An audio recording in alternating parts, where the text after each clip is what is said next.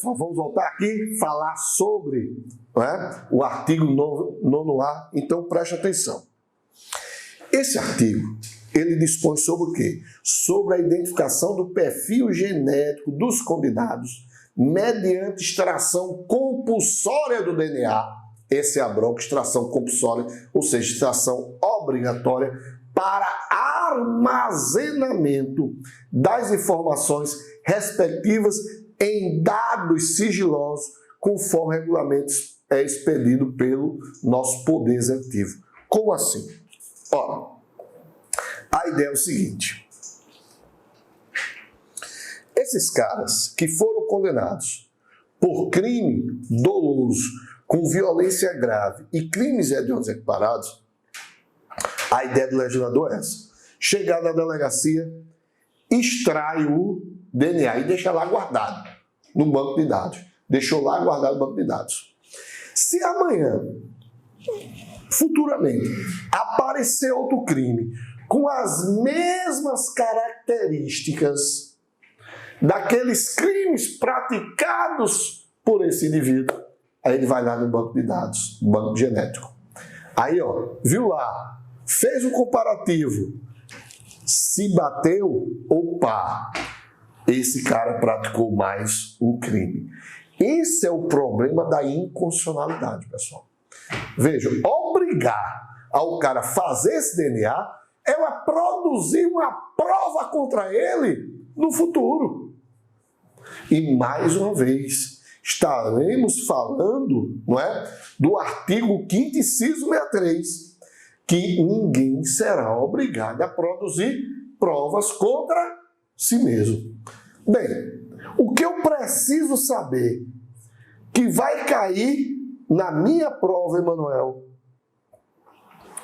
que vai cair na minha prova, eu não sei porque hoje esse negócio aqui tá danado, tá caindo aqui, pronto. Eu não sei, Emanuel, o que eu preciso saber, o que vai cair na minha prova em relação a esse artigo 9º-A. Se liga, vai cair o seguinte: o exame de identificação de perfil genético DNA vai ser aplicado em quais situações? Bora lá. Nos crimes praticados dolosamente, então esqueçam culposo. E não é só crimes praticados dolosamente. Esses crimes praticados dolosamente têm que ser através de violência de natureza o quê? Grave. E outro ponto: além de natureza grave, também esse indivíduo tenha praticado crimes hediondos ou equiparados e assemelhados. Tortura, tráfico, terrorismo, é o famoso T3, Você tem o HT3 hediondos e o T3.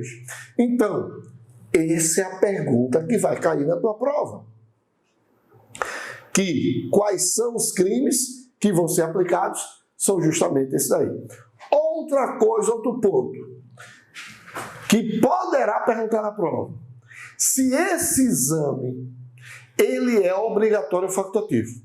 Ele é obrigatório. Mas Emanuel vai ferir, esqueça que na questão ele não vai discutir a questão da constitucionalidade ou inconstitucionalidade. Se fosse uma banca CESP, FGV, crimes praticados dolosamente com violência grave contra a pessoa e naqueles crimes hediondos equiparados ou assemelhados. Beleza? Muito bem. Vamos lá. Artigo 36.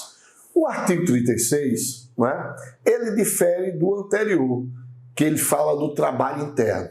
O artigo 36, ele vai se referir ao chamado trabalho externo. Bem, o que é o trabalho externo? O trabalho externo é quando o cara sai do estabelecimento prisional e vai trabalhar fora. Ele pode trabalhar em qualquer lugar? Não, não, não e não. São aqueles presos que podem estar em regime fechado, né? Para os presos em regime fechado, que para trabalhar em obras públicas. Então, esse artigo 36 vai ser aplicado a quem? Bora lá, vamos fazer a leitura. O trabalho externo será admissível para os presos em regime fechado somente em serviço ou obras públicas realizada por órgãos da administração direta ou indireta ou entidades privadas, desde que tomadas cautelas contra a fuga em favor da disciplina. Bem, então o primeiro ponto, que não é qualquer preso. Então dizer essa história, aí muito cuidado com as pegadinhas de prova, e a primeira pegadinha de prova é a seguinte: os presos em regime fechado não poderão realizar trabalho externo. Essa é a pergunta da prova. Os presos em regime fechado não poderão realizar trabalho externo. Resposta negativa. Por quê? Porque o trabalho externo, pessoal, vai ser tanto para os presos que estão em regime fechado, mas também para os presos que estão, obviamente, em regime semiaberto. Se o regime fechado pode, o regime semiaberto mais pode ainda, não é? Então, esses presos que cumprem pena em regime fechado ou semiaberto podem receber autorização para o desempenho de trabalho externo fora do estabelecimento prisional.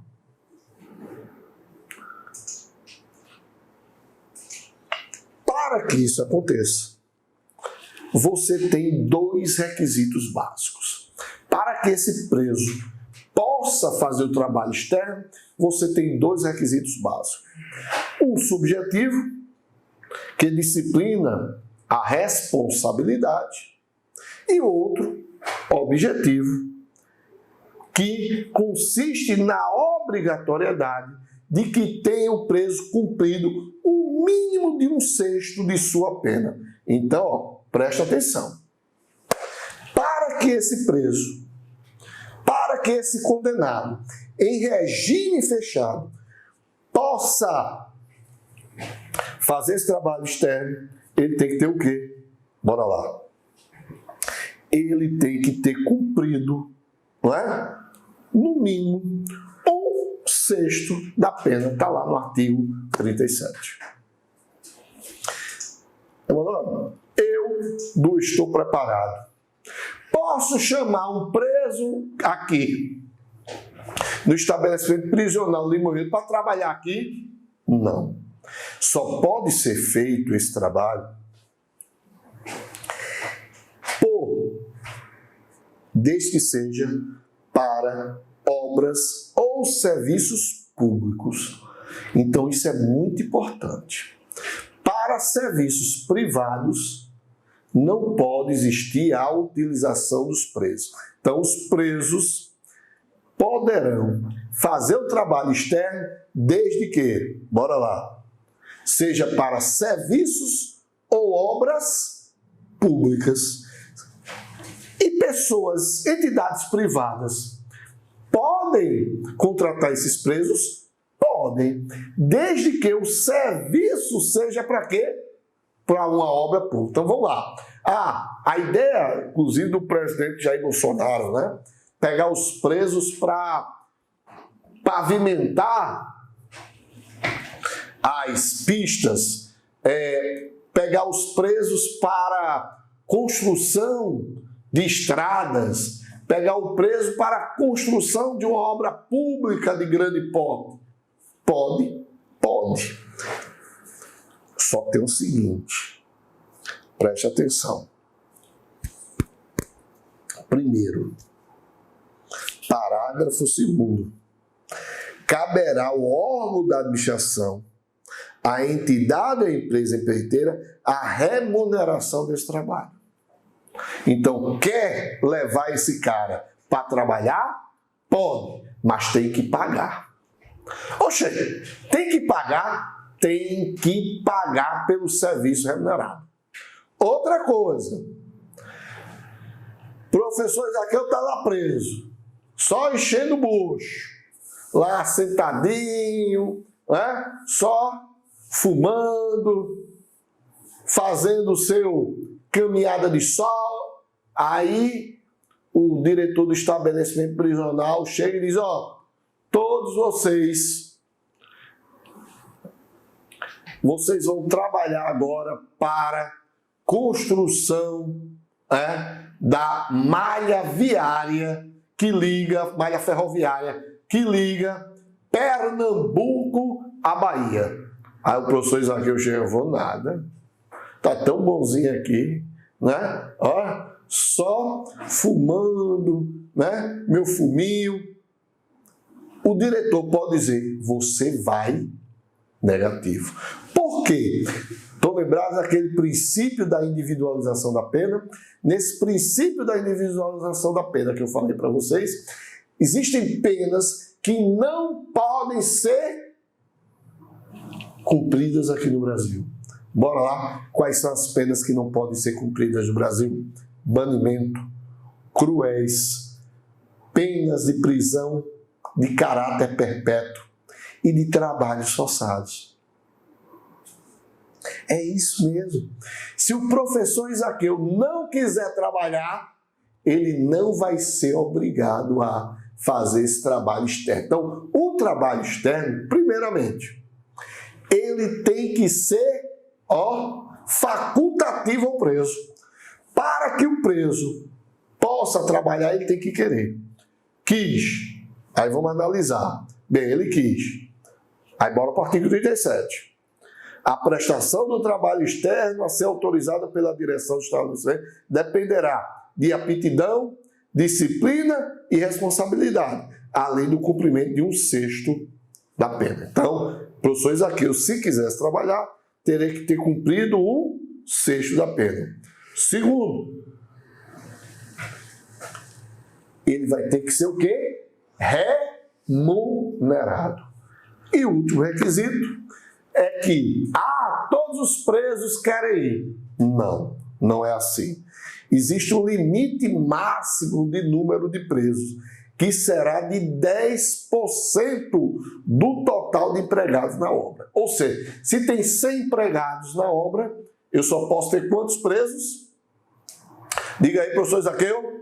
O professor Zaqueu está dizendo 20. É ruinzinho de matemática. Eita, só posso ter 10 presos. Então, de 100, só posso ter um limite máximo de 10%. Então, pessoal, vamos lá para o que vai cair em prova. Se liga. Primeiro, o trabalho externo não será admissível para os presos em regime fechado. Resposta errada. O trabalho externo será admissível tanto para os presos em regime fechado, como para os presos em regime o quê? Semi-aberto. É qualquer obra que eles podem participar? Negativo. Só obras de serviços ou obras públicas. Terceiro ponto. Eles são obrigados a trabalhar? Negativo.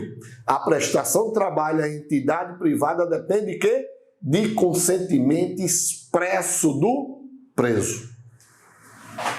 Outro ponto.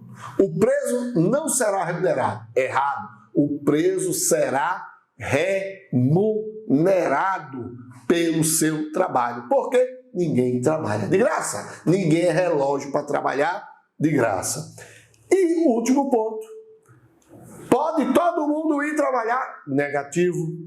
Vai corresponder o limite máximo do número de presos, será de quê? De 10% do total dos empregados na obra. Beleza? Muito bem. E assim a gente vai gravando, né? Essa repetição faz com que a gente grave. Beleza, beleza, beleza. Bora lá. Já falei do preso, que o preso pode trabalhar. Falar o que agora? Dos deveres do condenado e depois, obviamente, se tem dever, tem direitos. Mas, Emanuel, mesmo preso, devia só ter dever, só ter obrigação. Não, pessoal. Lembre-se que a nossa Constituição determina que o Estado deve zelar pela guarda daqueles que estão sob sua custódia. Deve-se observar também, em relação ao preso, a dignidade da pessoa humana. Não é porque o cara está preso que essa dignidade da pessoa humana vai ser retirada. Então, existem deveres, mas também existem direitos. Bora lá para os deveres. Artigo 39, tá? Constitui deveres do condenado: comportamento disciplinado e cumprimento fiel da sentença. Obediência ao servidor e respeito a qualquer pessoa com quem deva relacionar-se. Urbanidade, que é urbanidade e respeito, tá? Então, respeito, educação. Então, urbanidade e respeito no trato com os demais condenados. Conduta oposta aos movimentos individuais ou coletivos de fuga ou de subversão à ordem ou à disciplina. Execução do trabalho, das tarefas e das ordens saber. Emanuel, tu não dissesse que o cara não era obrigado? Opa! Eu disse ao trabalho externo. O trabalho interno, ele é obrigatório. O que significa o trabalho interno? Varrer a cela, não é? Limpeza, higiene, isso é obrigação do preso, tá? Isso é obrigatório. Trabalho interno é obrigatório, trabalho externo não. Indenização à vítima ou aos seus sucessores.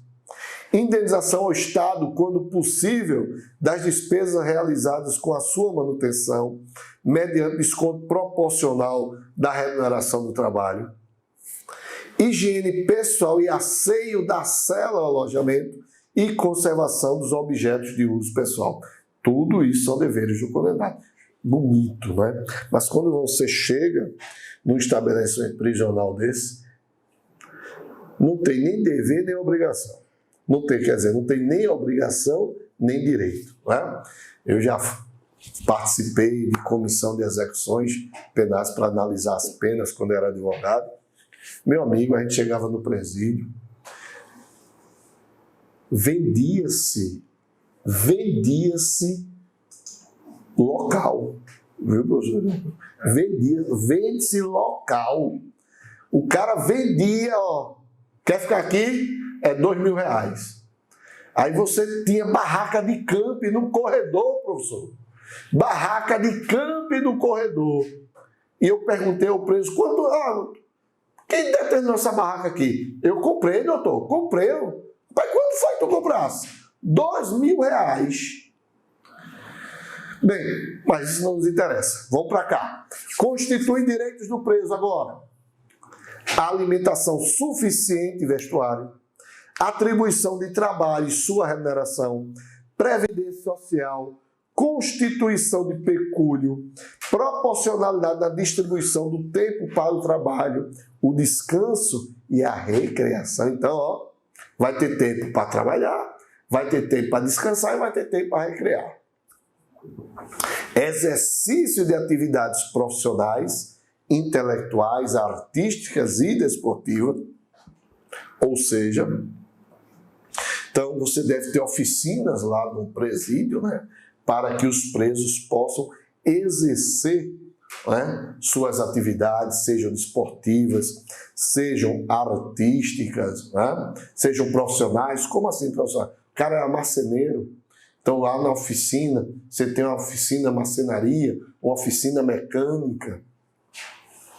Assistência material à saúde, jurídica, educacional, social e religiosa. Por isso que o artigo 5º, inciso 7º diz que a prestação, o Estado deverá zelar pela prestação religiosa nas entidades civis e militares de internamento coletivo. Proteção contra qualquer forma de sensacionalismo. Essa questão de assistência religiosa é muita onda, viu? Porque quando chega próximo ao Natal, rapaz, o que tem de preso aceitando Jesus não é brincadeira. Porque para dizer que ele está se ressocializando e assim ter a sua saída temporária. Né? É muita onda. Vamos lá. Ainda sobre o artigo 41. O preso ainda tem direito à entrevista pessoal e reservada com seu advogado, visita do cônjuge, da companheira, a chamada famosa visita íntima, de parentes e amigos em dias determinados. Chamamento nominal, que é chamamento normal, pelo nome. Então você não pode chamar, ei, preso 574. Não. Preso Emanuel Tadeu. Preso Isaqueu Silva. Igualdade de tratamento, salvo quando as exigências da individualização da pena, audiência especial, representação e petição a qualquer autoridade em defesa de direito, contato com o mundo exterior por meio de correspondência escrita, lembrando que você que estudou direito constitucional, artigo 5º, inciso 12, questão do sigilo da correspondência. Lembre-se que pode fazer a quebra do sigilo de correspondência juiz e diretor de estabelecimento prisional. Então, o diretor de estabelecimento prisional, ele pode pegar a correspondência do preso e violá-la, desde que haja fundamentação para isso. Um exemplo de fundamentação: o diretor ficou sabendo que existia uma carta, né, e nessa carta tinha esquemas de fuga. Aí ele pode ir lá e abrir. A não ser isso, fere o direito à privacidade do preso. Atestado de pena a cumprir, emitido anualmente sob pena da responsabilidade da autoridade judiciária competente. Bem, pessoal, tem que decorar os artigos 40, os artigos 39 e o artigo 41. Principalmente os artigos 39.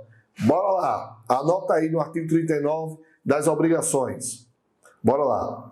Inciso 4º, inciso 5º e inciso 8º são os que mais são cobrados em prova, são esses dispositivos.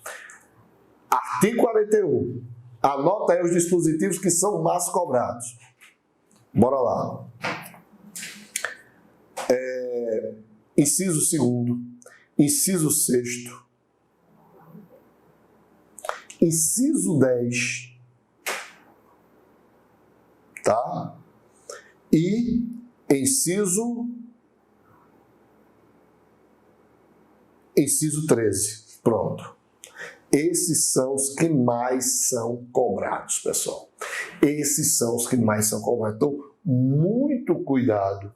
muito cuidado nesses dispositivos.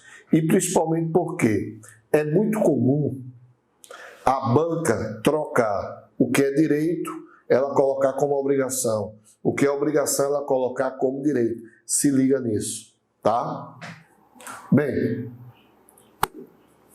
artigo 49.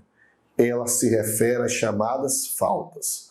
Então, obviamente, quando eu estou preso, se eu cometer alguma falta disciplinar lá dentro, ou seja, não cumprir aqueles deveres, eu vou ter uma falta disciplinar. Emanuel, para que essa falta disciplinar? Essa falta disciplinar é importante porque determina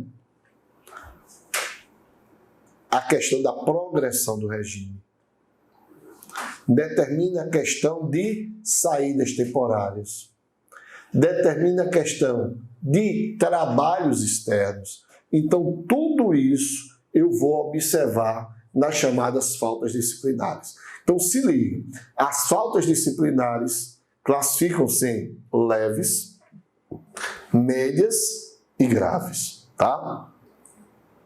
Então, você vai ter que decorar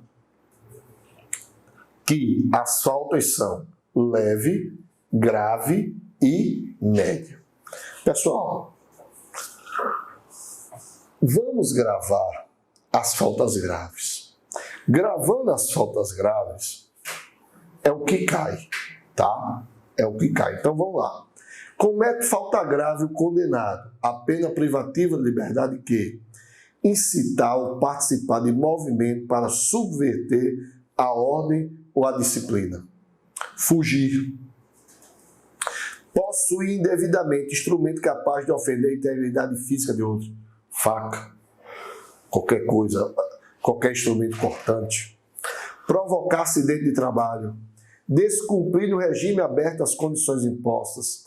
Inobservar os deveres previstos nos incisos 2 e 5 do artigo 39, que são aqueles dos deveres. Tiver em sua posse utilizar ou fornecer aparelho telefônico. Então o cara está com o telefone ou fornecer celular, comete uma falta grave, não é? Recusar submeter-se a procedimento de identificação de perfil genético. É aquele que a gente viu do DNA, artigo 9A. Mas a gente já viu ali que isso fere a Constituição. Está aqui, mas é inconstitucional que eu não sou obrigado a produzir provas contra mim mesmo. Bem, vimos as faltas graves. O que a gente vai ver agora, meus amigos? O famoso RDD. O que é RDD? Regime Disciplinar Diferenciado.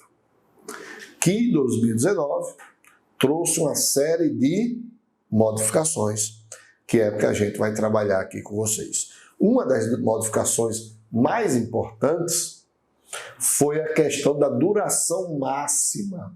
Antigamente, você tinha 365 dias para durar esse regime chamado RDD, e agora passou de até, podendo a possibilidade de ir até 2 anos de RDD.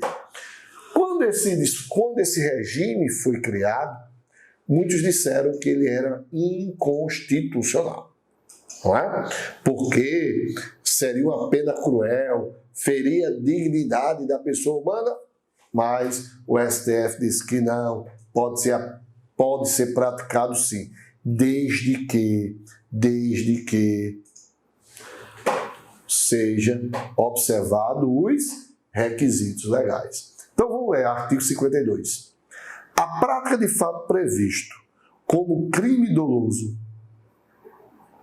constitui falta grave e, quando ocasionar subversão da ordem ou disciplinas internas, sujeitará o preso ou condenado nacional ou estrangeiro, sem prejuízo da sanção penal, ao regime disciplinar diferenciado com as seguintes características. Então veja só que não é qualquer sujeito que vai para o RDD, tá? São aqueles caras que são de alta periculosidade. São aqueles caras de alta periculosidade. Então vamos lá. Primeiro ponto é determinar a aplicação da pena. Como eu disse para vocês, o RDD hoje tem duração máxima de até 2 anos, sem prejuízo de repetição da sanção por nova falta grave da mesma espécie. Ou seja, o cara tem 2 anos, repetiu por falta grave da mesma espécie, então ele vai ter mais aplicação de 2 anos. Outro ponto do regime diferencial é: ele será recolhido em cela individual.